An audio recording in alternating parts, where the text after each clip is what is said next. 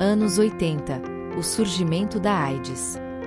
Eu sou Gonzalo Becina Neto, sou um médico sanitarista, professor da Faculdade de Saúde Pública, professor da Escola de Administração de Empresas de São Paulo, da Fundação Getúlio Vargas, e eis um monte de coisa, porque fiz muita coisa na vida até este momento.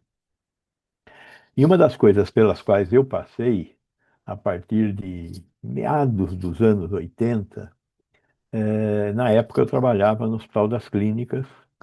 E nós começamos a identificar alguns pacientes com doenças que não eram comuns existir, né? Doenças infecciosas que não eram comuns existir, e que tinham uma fragilidade muito grande e que morriam muito facilmente. E eram geralmente homens. Eles eram internados na enfermaria de moléstias infecciosas e tinham essa condição, né? Então, algumas doenças provocadas por fungos, como criptococose, eh, por... eram infecções raras, eram poucas as que nós tínhamos tido até então e elas começaram a ficar mais frequentes, né? E aquele não era um problema só do HC. Nós, através dos contatos que mantínhamos com outras instituições no mundo inteiro, estávamos recebendo notícias de que isso estava sendo mais frequente.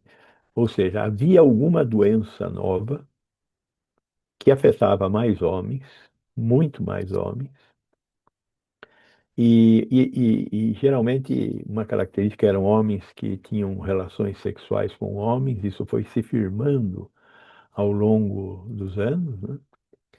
E nós estávamos tentando encontrar alguma forma de enfrentar essa doença. E da mesma maneira, isso acontecia no mundo inteiro. E havia muitas mortes, né? E aí fomos trocando ideias e tal, até a começar a aparecer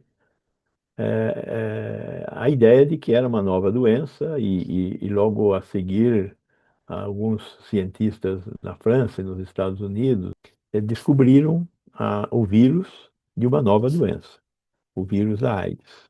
E aí nós começamos a buscar, nós não, o mundo inteiro começou a buscar um teste diagnóstico que fosse mais preciso na identificação desse vírus. Os primeiros testes começaram a aparecer final da primeira metade dos anos 80, início da segunda metade dos anos 80, principalmente através de um método chamado de ELISA. E aí nós passamos a começar a identificar esse vírus. Além disso, como ele podia ser transmitido sexualmente, ele também podia ser transmitido através de transfusões de sangue. E também fomos aprendendo, a duríssimas penas, né, que existia um conjunto de pacientes, como nós já conhecíamos de outras doenças infecto-contagiosas, que entre ser infectado e começar a ter sintomas, tinha um período assintomático. E também aprendemos que em parte desse período assintomático também não existia quantidade suficiente de vírus para fazer o diagnóstico da doença. É o que nós chamamos de janela imunológica. Então, durante esse tempo da janela, você já transmite a doença através de relações sexuais, da doação de sangue, mas não são identificados os agentes etiológicos, o vírus, no caso, né? E aí é um grande problema para a questão da doação de sangue e para as questões também de acidentes realizados pelo pessoal da enfermagem ao fazer uma punção venosa, por exemplo, e se infectar com o sangue que sai do paciente. Eu faço a análise do sangue do paciente e não identifico o vírus. Então, isso tudo é bastante complexo, né? E, ao mesmo tempo, fomos aprendendo a questão da transmissão pelo ato sexual ou pela utilização de sangue. Aí também entra uma outra categoria importante de doentes, que são os pacientes que têm droga-adição por drogas utilizadas através de acesso venoso, né? Essa foi uma terceira condição muito terrível: o sexo, a doação de sangue e o compartilhamento de seringas por parte desses drogadictos que utilizam produtos injetáveis, né? O medo e os primeiros medicamentos. Então, tudo isso foi causando uma certa condição muito preocupante na sociedade. Há um temor generalizado na sociedade. Afinal de contas, o ato sexual é praticado por todos, né? E aí a ideia da prevenção começa a tomar corpo. Por outro lado, no início dos anos 90, começam a aparecer os primeiros medicamentos, e aumentamos bastante também a nossa capacidade de fazer diagnósticos através de um novo tipo de exame, além do ELISA, através de PCR, né, para identificar a presença do vírus na circulação, as medidas que identificam carga viral. Mas começaram a aparecer então os primeiros medicamentos. Durante os anos 90, o AZT e o DDT dominaram, e aí mais à frente começam a aparecer os antirretrovirais, né? O grande problema de todos eles, que no momento do lançamento, todos eram produtos bastante caros naquele momento. Eles foram perdendo, na medida em que aumentou muito a utilização, eles foram reduzindo o preço. Mas sempre apareceu um novo remédio, e esse novo remédio tinha problemas de preço, né? Como o Brasil enfrentou a epidemia de AIDS. Esse é um pouco a história, até o estabelecimento inicial da epidemia no mundo inteiro, né? E aí, a partir do meados dos anos 90, nós começamos a nos estruturar melhor para dar respostas mais adequadas à epidemia, né? E essa resposta mais adequada à epidemia era, primeiro, identificar pacientes através dos exames. Segundo, era ter estrutura de atendimento a esses pacientes. Uma das coisas que nós rapidamente percebemos é que eram doentes mais complexos. Eram mais complexos do ponto de vista do atendimento, por causa principalmente da principal sintoma da doença, que é a imunodepressão. O síndrome da imunodepressão adquirida, né? Que a AIDS, ela provoca uma imunodepressão. Os pacientes perdem suas defesas. E aí, ao perderem suas defesas, eles pegam, entre aspas, né, doenças novas, né? E doenças geralmente muito raras, porque as pessoas têm defesa imunológica contra esses produtores de doença, como eu estava falando aqui no caso daqueles fungos. Então, as pessoas normalmente rígidas se defendem liquidando esses agentes invasores. Mas os que têm imunodeficiência, o elemento microbiológico, ele entra no corpo e produz doença. E a pessoa, se não tratada adequadamente, morrerá. E o fato de ser uma doença que exigia uma condição melhor de tratamento, que ela precisava do infectologista, precisava do clínico, precisava de psiquiatra, de psicólogo, ela exigia uma estrutura grande. Então começaram a surgir também, e aqui no Brasil foi muito importante, o surgimento dos ambulatórios especializados em AIDS. Ambulatórios bastante sofisticados do ponto de vista do que nós tínhamos, eram mais caros de produzir também, de operar, né? Os exames de identificação de carga viral bastante sofisticados, exigiam também laboratórios especializados que não existiam. Então, houve um investimento que foi importantemente feito pelo Estado brasileiro e coincidiu com o início de funcionamento do SUS. E aí a questão que o Brasil tomou a decisão em 1995 de que todos os pacientes seriam tratados e que, no caso, a grande droga nesse momento era o AZT, quem compra o AZT, que era o governo federal, o Ministério da Saúde. Aí começou a compra do AZT e a distribuição para todos os pacientes, né? O Brasil tomou, essa foi uma decisão quase única no mundo inteiro. Os países ricos, porque os países ricos tinham vários caminhos para que os pacientes tivessem acesso a tratamento e medicamento. Os países pobres resolveram não fazer nada. A grande maioria dos países pobres resolveram não fazer nada.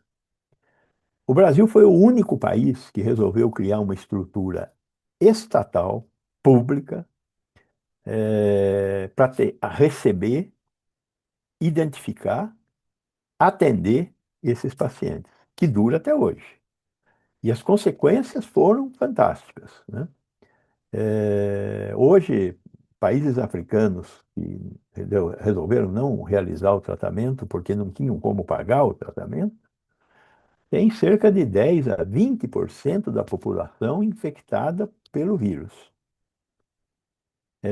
O Brasil, com 200 milhões, 210 milhões de habitantes, tem hoje cerca, um pouco menos de 1 milhão de habitantes infectados pelo vírus. Ou seja, nós temos de 210 milhões de habitantes, 1 milhão de portadores do vírus da AIDS. Isso é menos de 0,5%. E não os 15, 20% que os países que não tomaram nenhuma decisão hoje estão ostentando de caso. Então, isso foi uma vitória muito grande. É óbvio que houve uma discussão grande aqui no Brasil sobre como pagar isso. E aí o como pagar foi, primeiro, ter políticas públicas muito responsáveis e geralmente desenvolvidas pelos estados, com algum apoio federal, para a criação desses ambulatórios e dessa rede de laboratórios para fazer exames de carga viral. Segundo, começamos a desenvolver uma capacidade de copiar esses antirretrovirais, para que a gente pudesse ter um produto um pouco mais barato do que o que estava sendo vendido pelas multinacionais. É óbvio que no meio do caminho tivemos algumas resistências, né? Uma delas, a mais que ficou mais famosa, foi o caso do Efavirenz, se não me engano, da Abbott, não tenho certeza agora. Mas o Efavirenz, nós resolvemos fazer o licenciamento compulsório da patente. Foi o único licenciamento compulsório de patente feito pelo Brasil até hoje, ou seja, o que o povo chama de quebrar a patente, né? A lei das patentes brasileiras, ela permite o licenciamento compulsório de uma patente quando houver risco para a saúde pública no país.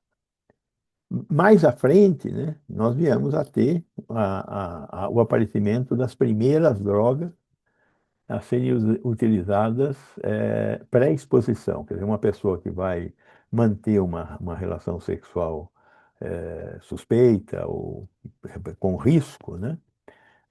Hoje, além do uso do condom, da camisinha para se proteger, também existe a possibilidade de usar o medicamento pré-exposição. O uso do medicamento pré-exposição também evoluiu bastante, né? O que o Brasil até agora oferece para os seus pacientes é esse medicamento pré-exposição, mas você toma e funciona por 2 dias. Mas já existe um medicamento para exposição, que é uma injeção que o efeito dura, com 99% de eficácia, dura 6 meses. Mas este produto é muito caro. A gente acredita, e estamos trabalhando nisso agora, que se a gente conseguir ter esse medicamento mais barato, que será o caminho para acabar com essa doença. Vacina nós não conseguimos avançar. O vírus é um vírus muito complicado, embora tenha muita gente ainda trabalhando na tentativa de encontrar uma vacina contra o vírus da AIDS. Então, a grande esperança hoje é a droga pré-exposição. Uma história de luta coletiva.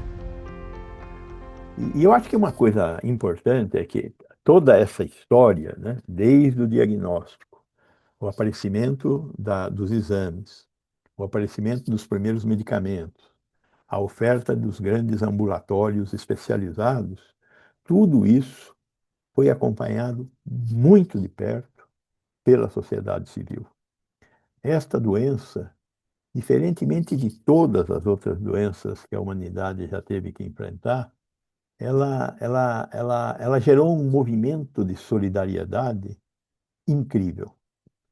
É impressionante como a sociedade se articulou, criou organizações não governamentais para lutar.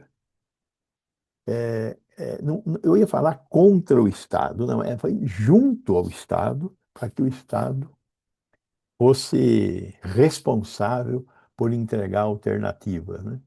E, nesse sentido, a capacidade da articulação da sociedade através de ONGs e, de maneira também muito importante, a imprensa, né?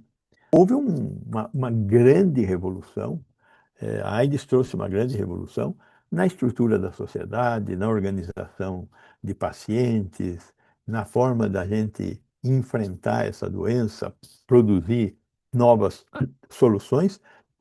Eu tenho certeza que ela não se transformou numa doença negligenciada porque ela é relativamente democrática. Ou seja, tem muita gente que tem dinheiro, que foi vítima da AIDS, que é vítima da AIDS ainda, e isso fez com que houvesse um movimento mais estruturado da sociedade, coisa que, por exemplo, com a tuberculose, com a leishmaniose, que é uma outra doença negligenciada, a esquistossomose, enfim, são 20 e poucas doenças as que são listadas pela Organização Mundial da Saúde como doenças negligenciadas. A AIDS não é uma doença negligenciada, é um esforço mundial e muito investimento por parte das multinacionais para produzir novas drogas, né? Embora o maior esforço para produzir vacina contra a AIDS seja de centros de pesquisa estatais, né? Sucesso da luta contra a AIDS se deve à cobrança da sociedade. Veja, eu acho que a AIDS trouxe muitas mensagens para nós. Primeiro, a mensagem da importância de ter uma estrutura de assistência à saúde de acesso universal, paga por toda a população, né? Eu acho que o Brasil deu um exemplo disso para o mundo inteiro, da importância de ter um SUS, um sistema de saúde de base universal que trata a todos e de maneira igual. Acho que essa é uma resposta. Agora, dizer que o SUS não é fruto de uma política pública, porque as políticas públicas são fruto da pressão da sociedade. E a AIDS é um exemplo fantástico dessa pressão da sociedade. Acho que se a sociedade, acho não, eu tenho certeza que a sociedade levou o Estado brasileiro a ter uma proposta de enfrentamento de uma doença como essa. E nós não tivemos uma proposta de enfrentamento das doenças negligenciadas por falta de pressão da sociedade.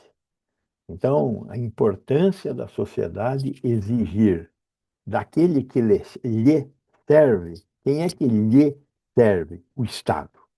O Estado é o nosso servidor. Então, nós exigimos que o Estado desse respostas à sociedade. As respostas foram dadas. Então, temos que aprender que tem que pressionar o Estado para que a gente tenha melhores respostas, para ter uma sociedade mais igualitária. Gostou das informações? Você pode entrar em contato com o professor Gonzalo Vecina Neto pelo Instagram, @GonzaloVecina. E acompanhe diariamente as indicações de profissionais de saúde e bem-estar, comprometidos em compartilhar conhecimento de qualidade, aqui, no Saúde em 3 Atos.